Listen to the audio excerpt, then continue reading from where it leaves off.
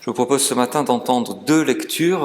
La première dans l'Ancien Testament, dans le livre de l'Exode, juste après que les Hébreux, à la sortie d'Égypte, libérés par Moïse, ont passé la mer Rouge et commencent leur long périple dans le désert, un périple fait de beaucoup d'épreuves et de doutes. Il va leur être fait par Dieu le don de la manne. Et c'est ce que nous lisons au chapitre 16. Exode 16, et je vous propose d'entendre les versets 1 à 18. Toute la communauté des Israélites partit d'Élim. Ils arrivèrent au désert de Sin, qui est entre Élim et le Sinaï, le 15e jour du 2e mois à compter de leur sortie d'Égypte. Alors toute la communauté des Israélites se mit à maugréer dans le désert contre Moïse et Aaron. Les Israélites leur dirent : « Ah, si nous étions morts de la main du Seigneur en Égypte, quand nous étions assis près des marmites de viande, quand nous mangions du pain à satiété.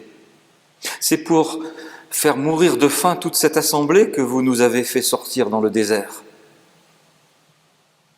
Le Seigneur dit à Moïse : « Je vais faire pleuvoir pour vous du pain depuis le ciel.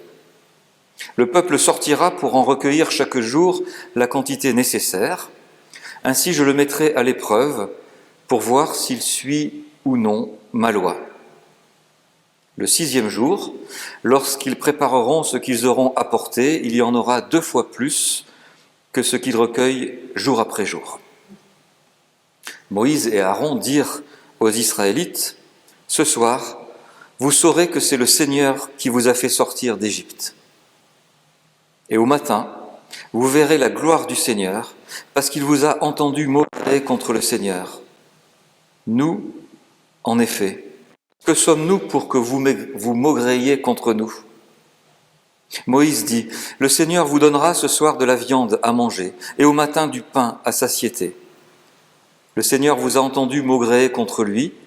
Nous, en effet, que sommes-nous ? Ce n'est pas contre nous que vous maugréez, c'est contre le Seigneur. » Moïse dit à Aaron : « Dis à toute la communauté des Israélites : présentez-vous devant le Seigneur, car il vous a entendu maugréer. » Tandis qu'Aaron parlait à toute la communauté des Israélites, ils se tournèrent vers le désert, et la gloire du Seigneur apparut dans la nuée.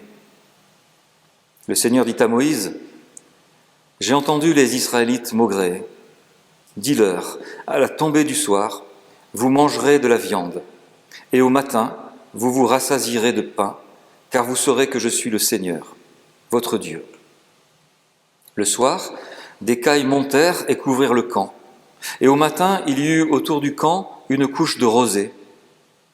Quand cette couche de rosée se leva, le désert était recouvert de quelque chose de menu, de granuleux, quelque chose de menu comme le givre sur la terre.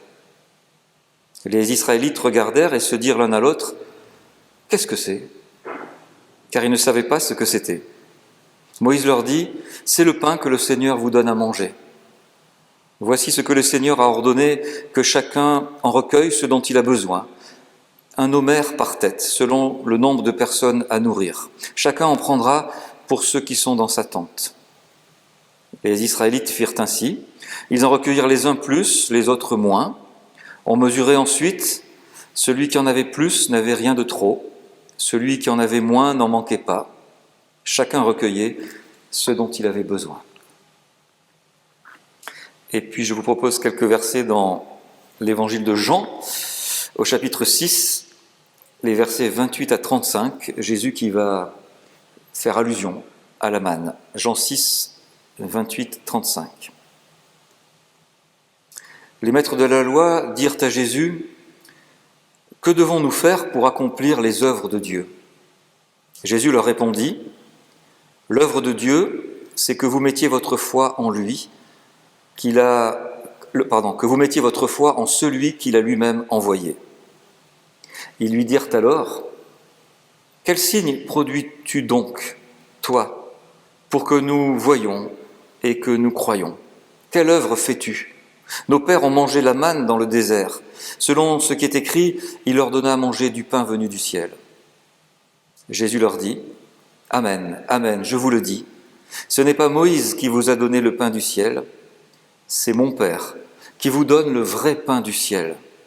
Car le pain de Dieu, c'est celui qui descend du ciel pour donner la vie au monde. » Ils lui dirent, « Seigneur, donne-nous toujours ce pain-là. » Jésus leur dit, « C'est moi qui suis le pain de la vie. Celui qui vient à moi n'aura plus jamais faim, et celui qui met sa foi en moi n'aura plus jamais soif. » Seigneur, ta parole est vérité, aide-nous à vivre dans la vérité. Amen. Vous avez peut-être l'impression, comme moi, que nous marchons parfois dans des moments arides, dans nos vies ou dans notre Église ou dans le monde. Nous avons parfois l'impression que la marche est longue, qu'il y a peu de nourriture, que les gens sont durs, que les situations sont douloureuses. Nous avons parfois cette impression, et puis souvent c'est la réalité des choses. Et nous sommes alors comme les Hébreux dans le désert, il y a fort longtemps, qui ont traversé des temps arides, de souffrance, de soif, de révolte. Vers 1250 environ avant notre ère, donc il y a fort longtemps, ce temps héroïque, cette épopée où les Hébreux qui étaient esclaves en Égypte sont libérés par Moïse, traversent la mer Rouge, entrent dans le désert, ils ont derrière eux l'esclavage, c'est fini, et ils ont devant eux la terre promise, l'espérance, mais ils sont entre les deux. Et entre les deux, le chemin est long. Dans le récit que nous venons d'entendre, ça fait seulement 1 mois et demi qu'ils sont sortis. Ils ne le savent pas encore, mais ils vont rester 40 ans dans cette longue traversée.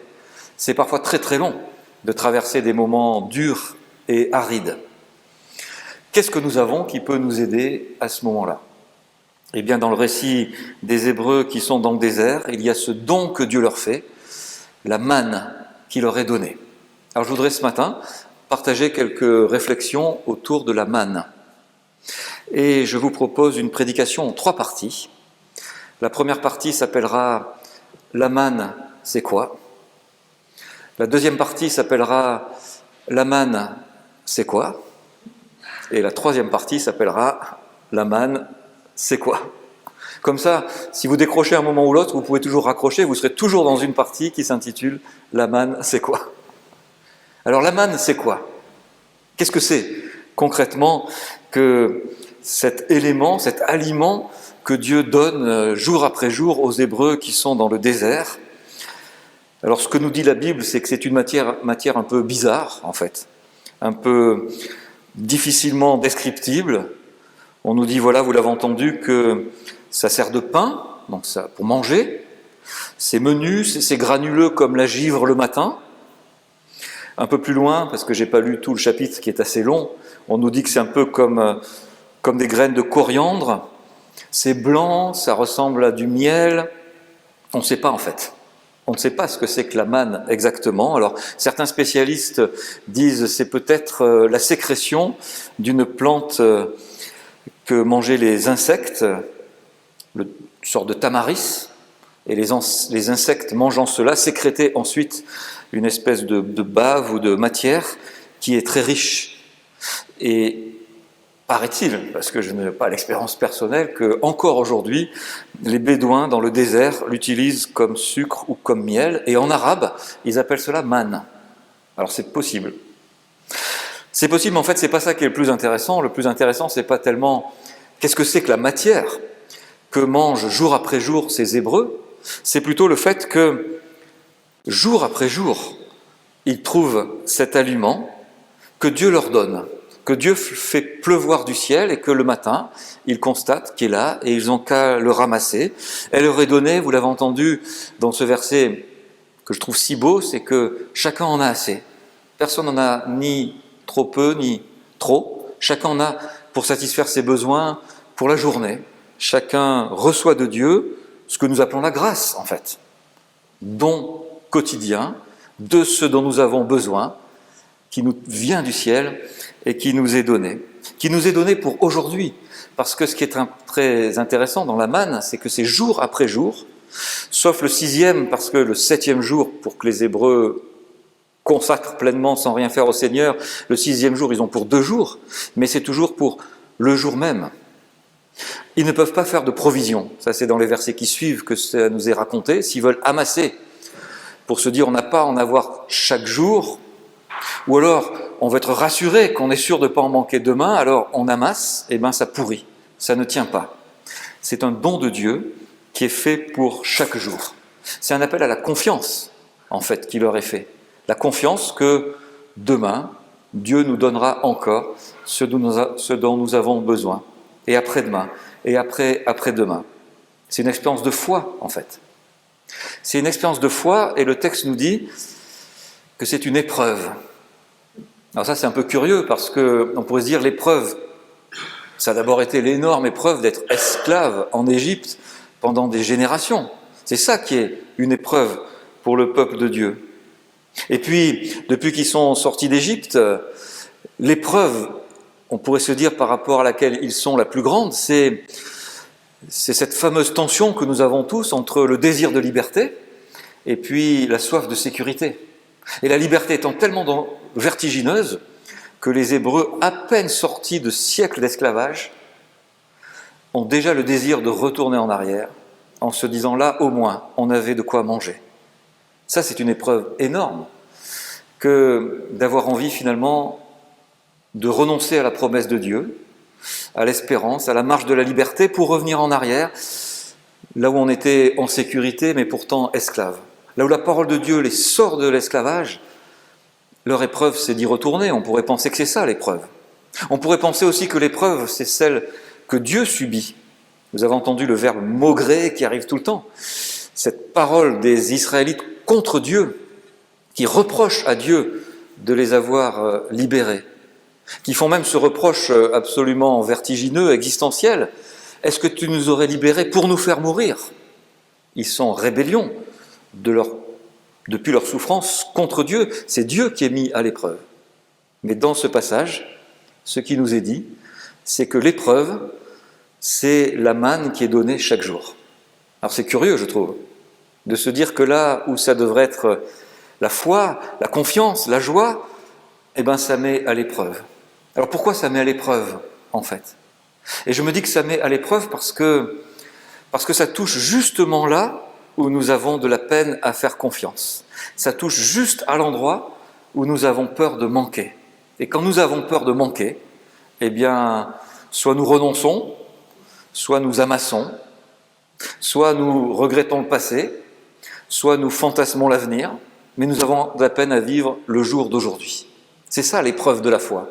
Vivre en confiance, aujourd'hui, que le Seigneur est présent, et que parce qu'il le dit et il le promet, il sera là demain, malgré nous. Et on ne peut pas en faire provision.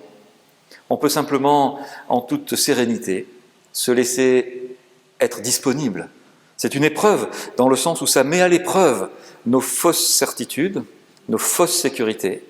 Ça met à l'épreuve notre foi et notre confiance. On pourrait dire que ça nous éprouve. Et qu'est-ce que c'est que la foi, sinon éprouver cette confiance, la vivre. La manne, c'est quoi ? C'est fondamentalement cette marque de confiance que Dieu nous donne jour après jour et nous appelle à recevoir. Et je trouve que ça résonne beaucoup dans notre situation où nous avons de la peine à lâcher, à être disponible, à simplement recevoir et faire confiance. Nous avons beaucoup de peine. Alors ça vient nous travailler à cet endroit-là. C'est ça la manne. Et en fait, c'est tout le contraire de ce qu'est devenu l'expression de la manne de manière contemporaine. Aujourd'hui, quand on dit « Ah, s'il pouvait nous tomber du ciel une manne », ça voudrait dire une énorme somme d'argent qui ferait qu'on serait tranquille, on n'aurait plus le souci du lendemain. Ben non, là, c'est l'inverse. C'est plutôt de dire « Ne te fais plus souci du lendemain, parce qu'aujourd'hui, Dieu est présent et te donne. » Ce n'est pas une quantité absolue, c'est ce dont tu as besoin. C'est quoi la manne ? C'est cette présence de Dieu. Deuxième partie de ma prédication, la manne, c'est quoi ? Et là, ce n'est pas une question, c'est une affirmation. La manne, c'est quoi ?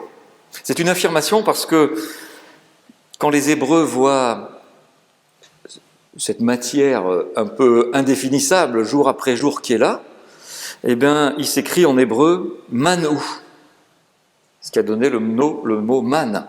Et « manou », en hébreu, ça veut dire « c'est quoi ça ?»